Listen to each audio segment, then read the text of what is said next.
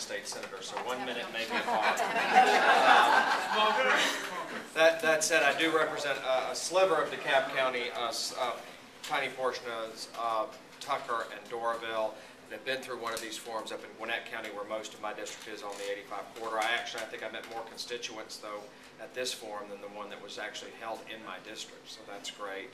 I think the thing that I would say to y'all, and maybe it is echoing a little bit of what Representative Miller, who's still a representative until November, or until January actually, said, is that as someone who's on the Appropriations Committee, it's really about money.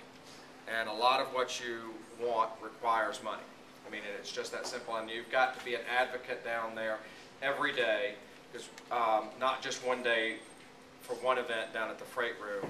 You've also got to be there every day when they're making this budget. And it's going to be harder this year, not just because of the deficit and the lack of stimulus money, but because we're going to be changing governors, regardless of what party stays in power or doesn't stay in power. We're going to be changing governor. And so that means that we're going to have a lot more work to do in a lot shorter period of time.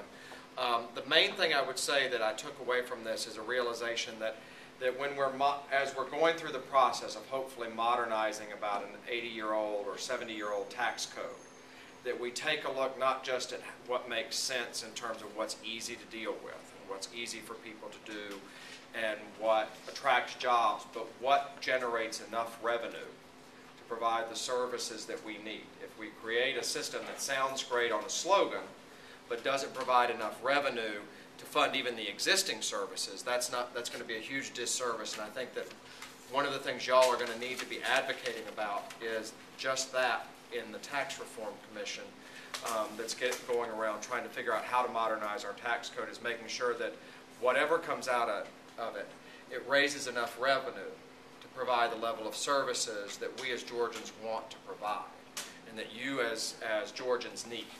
And so that would be the main thing that I would say, because there'll be a lot of sloganeering and a lot of wonderful ideas that sound great and simple and won't provide a bucket of money, you know, as big as one of these chairs, much less enough money to provide you the services that we need to be providing our communities here in Georgia.